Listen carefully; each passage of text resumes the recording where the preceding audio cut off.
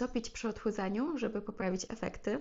Jakie napoje będą przyspieszać spalanie tkanki tłuszczowej, a które będą utrudniać ten proces? Dziś porozmawiamy sobie o tym, co pić, żeby szybciej schudnąć. Jeśli jeszcze się nie znamy, ja nazywam się Klaudia, jestem dietetyczką i na tym kanale pokazuję, jak zmienić swoje nawyki żywieniowe, jak zadbać o swoje zdrowie i sylwetkę, nie wywracając jednocześnie swojego życia do góry nogami. Jeżeli te tematy Cię interesują, zajrzyj koniecznie też do innych moich filmów, zasubskrybuj, wciśnij dzwoneczek, żeby dostawać powiadomienia o kolejnych filmach, a tymczasem przejdźmy do dzisiejszego tematu. Zacznijmy od tego, jak dobre nawodnienie może wspierać proces odchudzania, bo jest to bardzo ważny czynnik, który pomaga schudnąć. Przede wszystkim, jeżeli wypijamy odpowiednie ilości płynów, to wpływa to pozytywnie na odczuwanie sytości, zmniejsza się apetyt, zmniejsza się taka ochota na ciągłe podjadanie, a też w momencie, kiedy się odchudzamy i gdy mamy deficyt energetyczny, no to takie zwiększone poczucie głodu gdzieś tam może się w pewnym momencie pojawiać i warto wprowadzać różnego rodzaju techniki, które będą minimalizowały to odczuwanie głodu.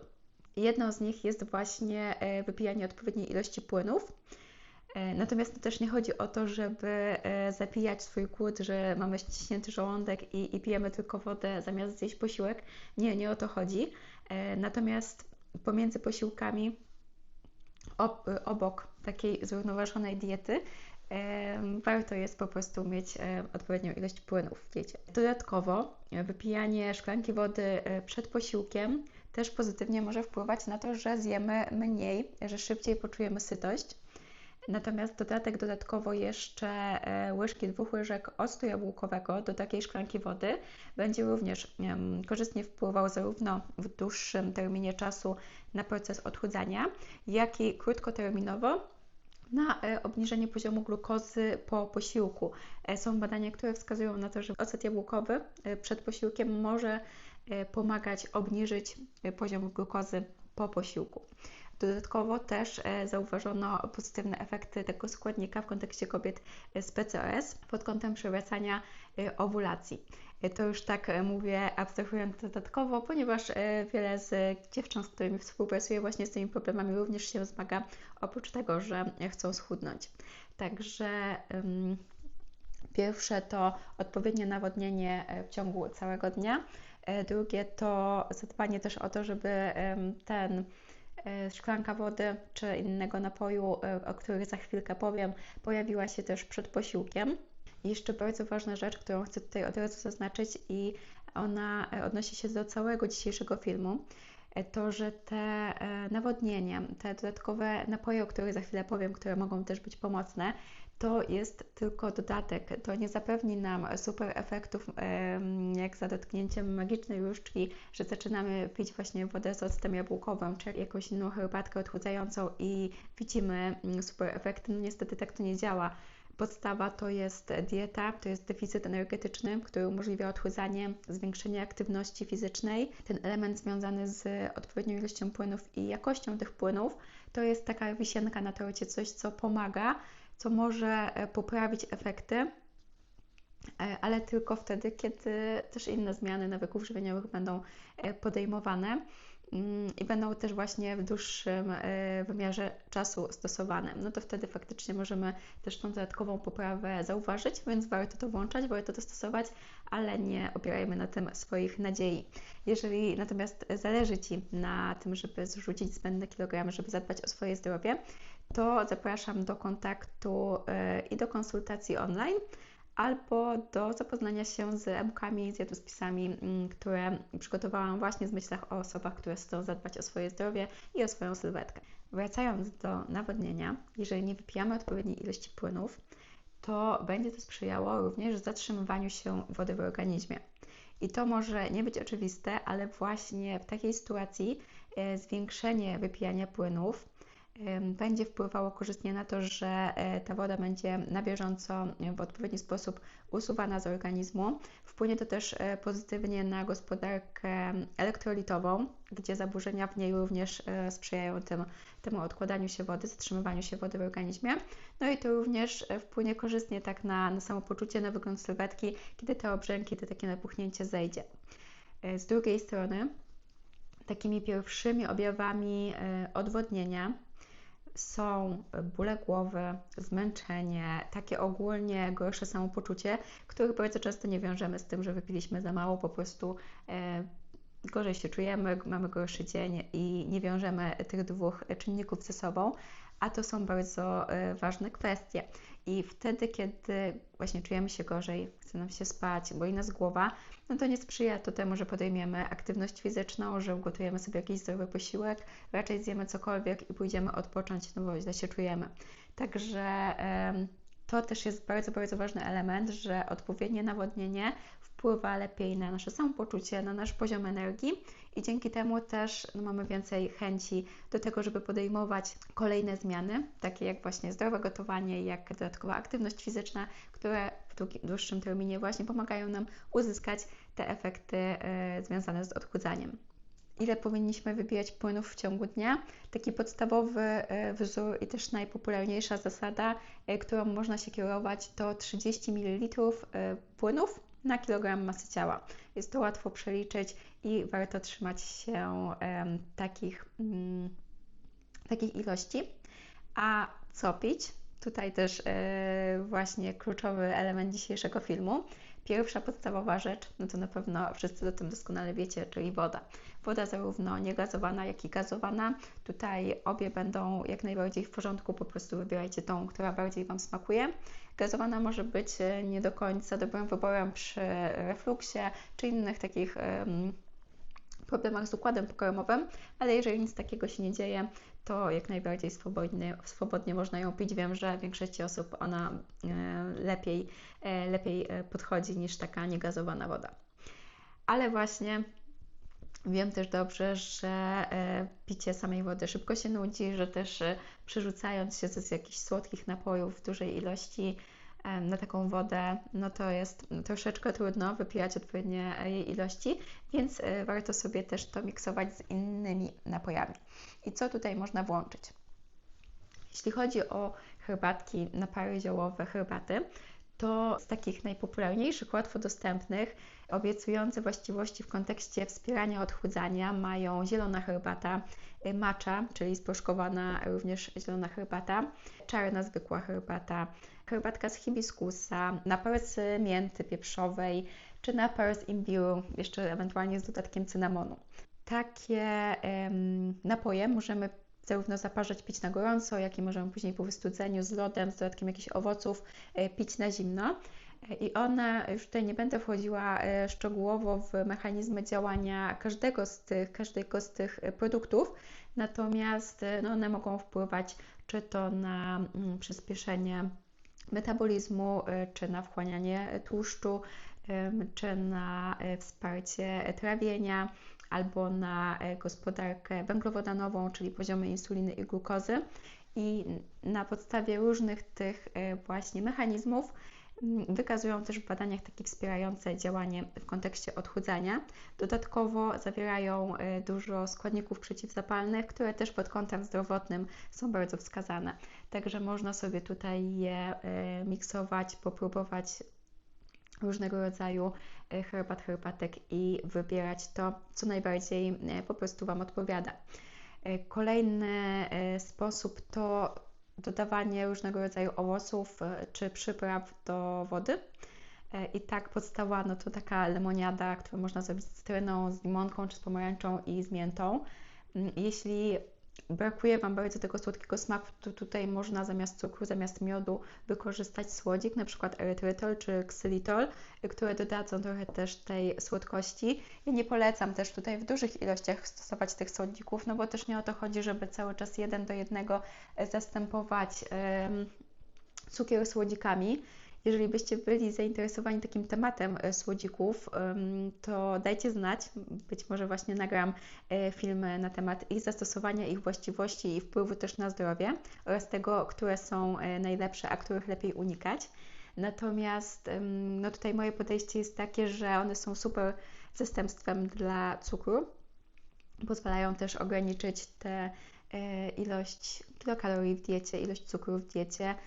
Część z nich ma właśnie lepsze właściwości, część może mieć też swoje skutki uboczne, natomiast generalnie widzę, jak ich zastosowanie pomaga w procesie zmiany nawyków żywieniowych, gdzie można po prostu czasami sięgnąć po coś ze słodzikiem, można użyć tego słodzika zamiast cukru, nie podbijając jednocześnie kaloryczności potraw, ale osiągając taki fajniejszy, słodki, bardziej atrakcyjny smak. Także w takich rozsądnych ilościach można się też nimi posiłkować, ale raczej nie polecam dostosowania takiego codziennie. Ewentualnie to polecam zmniejszać stopniowo gdzieś tam tą ilość na początku, jeżeli potrzebujecie używać więcej, ale później gdzieś tam stopniowo starać się jednak przerzucać na takie napoje bez cukru i bez słodzików. Ok, byłam przy tym, żeby do wody dodawać sobie różnego rodzaju owoce, przygotowywać lemoniadę, ale można ją też przygotować z jakimiś malinami, z truskawkami. Fajnym rozwiązaniem w takie chłodniejsze dni jest też wsypanie sobie właśnie mrożonych na przykład malin czy mieszanki owoców leśnych i zalanie tego gorącą wodą. Można tam też dodać goździki, można też dodać świeży imbir albo imbir w proszku, można dodać cynamon, który też ma fajne właściwości pod kątem gospodarki glukozowo-insulinowej i takie napoje sobie wypijać. One mają wtedy nieznaczną ilość tych kilokalorii gdzieś tam z owoców, troszeczkę tego będzie, ale to są już naprawdę takie niewielkie ilości, a jeżeli pomagają w wypijaniu większej ilości wody, to jak najbardziej warto. Natomiast w przeciwieństwie do takich 100% soków owocowych czy owocowo-warzywnych, bo one chociaż w momencie, kiedy są świeżo wyciskane, to mają sporo wartości odżywczych, witamin, składników mineralnych, ale nadal przez to, że są pozbawione błonnika, przez to, że bardzo łatwo jest wypić dużo takiego soku na raz, no to one przy odchudzaniu nie są sprzyjającymi produktami, nie dają też takiej sytości, dostarczają tylko węglowodanów prostych, także to jest taki element, który raczej stosowałabym jako dodatek. No a takie już pasteryzowane soki, nektary, napoje gazowane czy niegazowane, to są raczej produkty, których warto unikać, zminimalizować do minimum, bo one dostarczają tylko i wyłącznie cukru, są wysoko przetworzonymi produktami, które nie dają nam wartości odżywczych, a dostarczają tylko tych kalorii, przez co właśnie mogą utrudniać odchudzanie. Jako alternatywę, bo czasami też tak się zdarza, że gdzieś jesteśmy, czy na mieście, czy w biegu, nie mamy za bardzo co zjeść na szybko, więc kupujemy sobie jakiś sok czy napój, żeby zaspokoić ten głód, który się pojawia. W takiej sytuacji taką bardziej korzystną alternatywą mogą być mleczne napoje fermentowane, czyli jogurt pitny, kefir, maślanka. Tutaj też warto wtedy wybrać te naturalne, bez dodatków, niż te owocowe, słodzone. Natomiast one właśnie i dostarczą nam trochę białka i tłuszczu, i też mają te bakterie fermentacji, które korzystnie wpływają na nasz układ pokarmowy, więc będą troszeczkę bardziej sycące, bardziej odżywcze i generalnie będą miały bardziej taki korzystny pod kątem zdrowotnym wpływ na nasz organizm, więc jako coś takiego szybkiego do przekąszenia, do napicia się czasem, czy też jako dodatek do posiłków, czy baza do koktajlów, to takie fermentowane napoje jak najbardziej w porządku. Kolejny napój, który wpływa korzystnie na odchudzanie, to kawa. I tutaj jest to taki produkt, który wzbudza wątpliwości, bo czasami zgłaszają się do mnie kobiety na współpracę z takim postanowieniem, że odstawiają jednocześnie ze zmianą nawyków kawę, bo kawa jest niezdrowa i różne słyszały o niej negatywne informacje. Natomiast prawda jest taka, że kawa ma dużo pozytywnych właściwości, takich korzystnych pod kątem zdrowia, zawiera składniki przeciwzapalne, ale pod kątem odchudzania zawiera też kofeinę, która wpływa korzystnie na spalanie tkanki tłuszczowej. Także tutaj zdecydowanie jest to napój, który jeżeli pijecie i lubicie, to warto zachować w swojej diecie. Jeżeli nie ma jakichś innych zdrowotnych wskazań, które wymagałyby rezygnacji z kawy, to naprawdę nie ma takiej potrzeby. A dodatkowo wypita kawa na przykład przed treningiem pomaga nam zrobić taki mocniejszy trening, wpływa korzystnie na nasze możliwości wysiłkowe i dzięki temu, że mamy więcej energii po kofeinie, możemy ćwiczyć bardziej intensywnie i spalić też podczas tego treningu więcej kilokalorii, a to jest dla nas korzystne podczas odchudzania. Także kawa jak najbardziej na tak, natomiast tutaj też kawa kawie nierówna, bo o ile będzie to taka zwykła kawa czarna, to jak najbardziej fajnie, w porządku.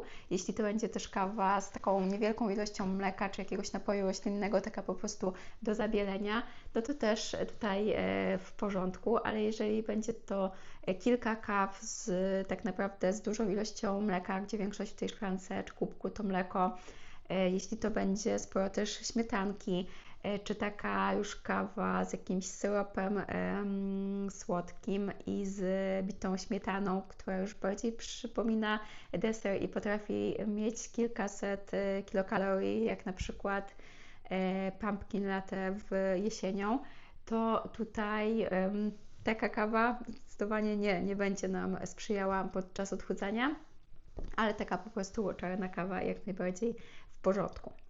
Napojami, które wzbudzają też wiele wątpliwości, są napoje typu zero, czyli napoje różnego rodzaju gazowane, w których cukier został zastąpiony słodzikami.